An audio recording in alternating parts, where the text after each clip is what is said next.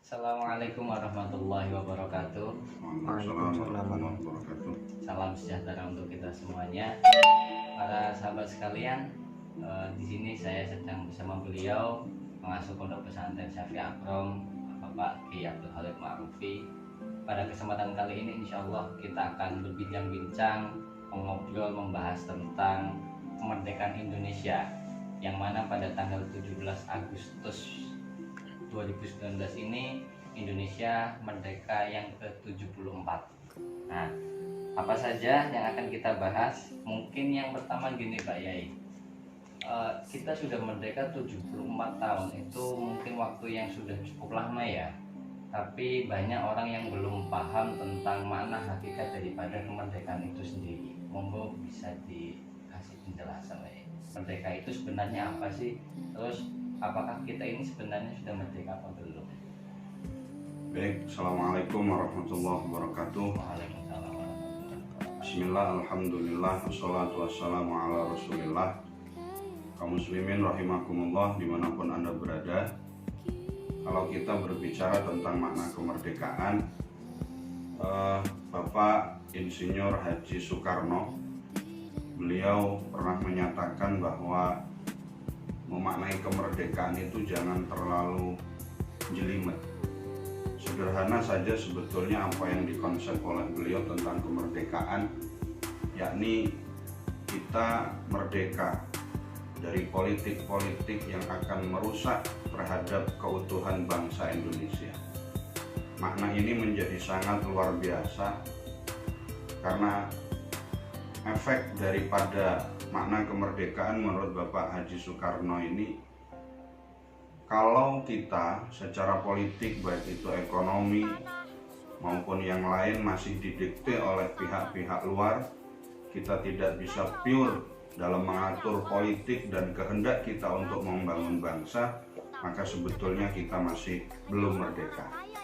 Ini menurut beliau Bapak Insinyur Haji Soekarno.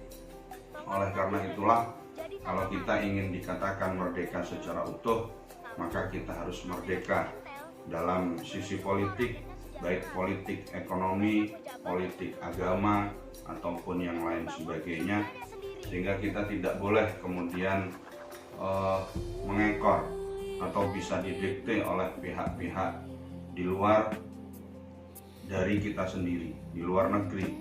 Oleh karena itulah saya ingin mengajak kepada seluruh kaum muslimin untuk ayo kita fungsikan pemikiran kita untuk membangun bangsa ini menjadi bangsa yang betul-betul bermartabat, tidak diatur oleh pihak-pihak luar yang ingin merusak terhadap keutuhan daripada NKRI. Begitu Mas Lutfi makna daripada kemerdekaan yang bisa saya sampaikan. Menarik Pak Yai, tadi dengan menyebut ada politik keagamaan, sedangkan di Indonesia sekarang itu banyak yang mempermasalahkan tentang negara dan agama. Ya. Sebenarnya negara ini, Negara Kesatuan Republik Indonesia itu sudahkah sesuai dengan syariat agama Islam apa belum? Baik, begini, kalau kita bertanya tentang apakah bangsa ini sudah sesuai dengan syariat ataukah belum, maka asas yang ditulis oleh para founding fathers kita yang berupa Pancasila itu semua sudah ada di dalam Al-Quran. Bahkan 5 sila yang ada dan dijadikan dasar Pancasila kita ini merupakan pokok-pokok ajaran-ajaran Al-Quran. Sehingga saya pikir tidak ada yang kemudian menabrak terhadap aturan-aturan syariat. Bahkan saya membaca dalam satu buku Ijtihad Politik Islam Nusantara, di situ disebutkan Abdul Qadir Audah dalam kitab Tasyri' mengatakan bahwa idza ja'at al-qawanin wal lawaih muttafiqatan ma'a nususil Qur'an was sunnah au mutamassyiyatan ma'a mabadi'i syari'ah al-ammah wa ruhiha at-tasyri'iyah wajabat at-ta'ah laha. Ketika ada undang-undang dan regulasi yang sudah sesuai dengan nas dan dalil Al-Quran, hadis dan Al-Quran atau sejalan dengan nafas dan prinsip-prinsip universal syariat, maka wajib untuk mentaatinya. Sehingga barang siapa yang berusaha menolak terhadap apa yang sudah kita bukukan bersama, nafas Islam yang ada di Indonesia yang tertera di dalam Pancasila, maka orang itu harus dihukum karena menentang terhadap aturan-aturan yang tidak menyalahi terhadap syariat Islam itu sendiri. Seperti itu Mas Lutfi. Berarti Indonesia ini sudah sesuai dengan syariat ya? Sudah sesuai dengan syariat. 5 panca itu kan sudah sesuai dengan syariat. Misalkan ketuhanan yang Maha Esa.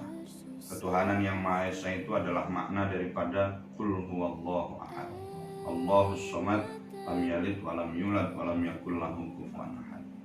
Sehingga saya pikir bangsa kita ini sudah tidak perlu dirubah lagi tentang azas-azas Pancasila. Itu tidak perlu, karena Pancasila itu sudah syar'i. Persatuan Indonesia dalilnya ada di dalam Al-Quran. Wa'tasimu bihablillahi jami'an wa la tafarraqu. Ketika kita berbicara misalkan tentang keadilan sosial bagi seluruh rakyat Indonesia, itu juga ada di dalam Al-Quran. I'dilu huwa aqrabu lit taqwa. Permusyawaratan perwakilan ada di dalam Al-Quran. Fasyawirhum fil amr. Saya pikir semua dalil-dalil Al-Quran sudah masuk dan sudah menjadi pokok di dalam Pancasila itu sendiri, sehingga kita tidak perlu merubah azas Pancasila. Kalau ada yang mengatakan Pancasila adalah bikinan tauhid, maaf, itu sama saja dengan mencela para ulama founding fathers yang sudah berupaya dan berpikir untuk menjadikan Pancasila sebagai azas negara, supaya kita itu hidup hidup rukun, guyub, brayan, kalau bahasa Pekalongannya brayan urip, itu adalah dengan Pancasila.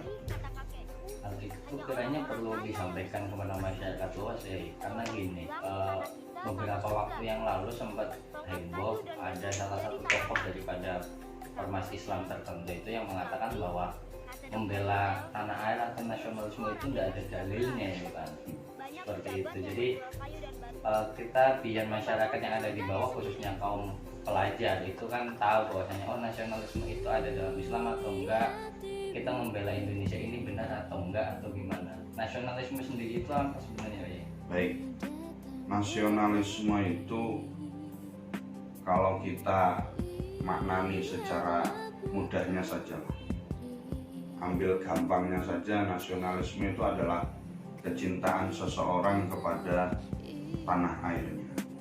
Dan ini ada sebetulnya di dalam Al-Quran. Misalkan di dalam surah Al-Qasas ayat 85 kalau tidak salah, di situ ada sebuah ayat yang mengatakan innalladzi farada 'alaikal qur'ana laradduka ila ma'ad. Ketika Rasulullah SAW dikejar oleh orang kafir, beliau ingin dibunuh, akan dibunuh. Kemudian beliau lari, hijrah ke Madinah, sampai kemudian di tanah Juhfah. Nah, di tanah Juhfah itu kemudian tanah Juhfah itu tanah sebuah daerah tengah-tengah antara Mekah dan Madinah. Sehingga ketika Rasulullah ke sana masuk Madinah. Nah, ketika Rasulullah SAW mau masuk ke Madinah, beliau itu merasakan satu getaran yang luar biasa. Kenapa? Karena beliau harus meninggalkan tanah kelahirannya, meninggalkan kenangan-kenangan yang luar biasa bersama ibunya, bersama Halimatus Sa'diyah yang menyusuinya, bersama kerabat-kerabatnya semua, bersama paman-pamannya semua. Beliau merasa sedih di dalam hati karena harus meninggalkan Makkatul Mukarramah. Maka dalam kondisi sedih itu kemudian malaikat Jibril turun membawa wahyu. Innalladzi farada 'alaikal qur'ana laradduka ma'ad. Tenang wahai Muhammad, Allah yang menurunkan Al-Quran kepadamu satu saat akan mengembalikan kamu kepada tempat di mana kamu dilahirkan. Maka betul, idza jaa nasrullahi wal fath wa ra'aitan nasa yadkhuluna fi dinillahi afwaja.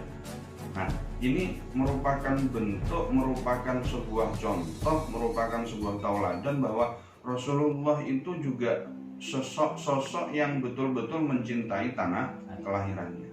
Oleh karena itulah ketika kita mencintai tanah air itu sudah sesuai dengan syariat. Rasulullah sebagai seorang rasul mencintai tanah airnya, apalagi kita. Oleh karena itulah kalau kita lihat di dalam Ibnu Khaldun mengatakan bahwa kecintaan kepada tanah air itu ada dua versi. Ketika kecintaan kepada tanah air itu akan mengakibatkan ketimpangan, akan mengakibatkan kerusakan, kata Ibnu Khaldun, haram. Tetapi ketika kecintaan kepada tanah air akan menjadikan negara, tanah air kita menjadi makmur, itu adalah merupakan fardu ain. Cocok apa yang dikatakan oleh beliau almarhum al-maghfurlah Mbah Kiai Haji Maimun Zubair, bahwa cinta tanah air hukumnya adalah fardu ain. Oleh karena itulah nasionalisme hukumnya adalah fardu ain, seperti yang dicontohkan oleh Mbah Hasyim Asy'ari ketika 10 November bersama seluruh rakyat Surabaya pada waktu itu beliau menyerukan jihad, resolusi jihad. Oleh karena itulah nasionalisme, cinta kepada tanah air bukan untuk merusak tanah air, itu bukan, tetapi untuk membangun kebersamaan, untuk membangun kerjasama, itu merupakan satu hal yang mulia yang dicontohkan oleh Rasulullah Shallallahu Alaihi Wasallam. Oleh karena itulah kalau kita melihat di dalam ayat yang lain, Nabi Ibrahim alaihissalam sendiri memohon kepada Allah, wa il qala Ibrahimu rabbi ja'al hadzal balada amina wajnubni wa baniya an na'budal asnam. Beliau meminta kepada Allah supaya negara yang beliau diami itu adalah negara yang aman. Maka ketika negara itu menjadi aman, beliau aman untuk beribadah kepada Gusti Allah, jauh dari yang namanya asnam, yang namanya ausan, yang namanya berhala. Oleh karena itulah Islam dan negara ini harus berjalan beriringan. Jangan kemudian pecah negara-negara Islam-Islam, jangan. Sebab apa? Ketika Islam dan negara ini pecah, tidak akan ada sinkronisasi antara ubudiyah dengan keamanan. Keamanan itu nomor satu. Bagaimana orang bisa sholat Jumat kalau di situ ada bom di mana-mana? Tidak bisa. Maka kita melihat bagaimana luar negeri, bagaimana Syria, bagaimana Afghanistan dan lain sebagainya, Palestina dan lain sebagainya, negaranya tidak aman, maka mereka tidak bisa melakukan ibadah. Alhamdulillah negara kita ini diberikan keamanan oleh Allah. Oleh karena itulah negara harus hadir untuk agama, dan agama harus mengisi negara. Sehingga ketika negara dan agama itu menjadi satu, maka bangsa kita akan menjadi bangsa yang kuat, insya Allah. Oleh karena itulah kita sebagai generasi penerus bangsa, ayo bersama-sama untuk memperkuat bangsa ini. Dalam hal apa? Kalau kita sebagai seorang pelajar, ayo kita cari ilmu. Kita buktikan kepada dunia bahwa kita generasi Indonesia yang bisa maju, yang bisa membuktikan kepada dunia luas bahwa Islam Indonesia adalah Islam rahmatan lil alamin. Insya Allah akan menjadi contoh bagi yang lain, insya Allah. Nah, jadi Indonesia ini sudah menjadi negara yang sesuai dengan syariat. Betul. Nasionalisme itu tidak bertentangan, bahkan dianjurkan dalam Islam, karena dicontohkan oleh Kanjeng Nabi. Dan salah satu cara untuk memperingati kemerdekaan yang bisa dilakukan oleh pelajar adalah dengan cara menuntut ilmu. Jadi menuntut ilmu itu juga termasuk hal-hal yang positif yang bisa kita lakukan untuk mengisi kemerdekaan. Kita tidak usah perlu lagi tuh perang-perang bawa runcing dan seperti itu. Alhamdulillah kita tinggal menuntut ilmu supaya kita bisa menyebarkan Islam yang rahmatan. Terakhir Pak Yai, bisa berikan ucapan selamat dirgahayu untuk Indonesia yang ke-74 ini. Baik, saya Abdul Khalid Ma'rufi mewakili seluruh pengurus Pondok Pesantren Syafi Akrom mengucapkan dirgahayu Indonesia, selamat bagi bangsa kita yang sudah berumur 74 tahun. Semoga bangsa Indonesia ini menjadi baldatun thayyibatun wa rabbun ghafur, menjadi bangsa yang penuh dengan sifat-sifat ketoleransian, Amin. bahkan bisa menjadi contoh bagi negara-negara yang lain. Terakhir dari saya juga, ayo kita sebagai generasi bangsa subbanul yaum rijalul ghad. Bagaimana bangsa Indonesia ke depan tergantung kita saat ini. Oleh karena itulah tetap kita harus mencari ilmu, semangat, fahami Al-Quran, fahami isinya, jangan hanya menghafal, fahami isinya, lalu kita gunakan teknologi yang ada untuk membuktikan keilmuan yang ada di dalam Al-Quran. Semoga obrolan saya dengan Kang Lutfi ini bisa memberikan manfaat. Assalamualaikum warahmatullahi wabarakatuh.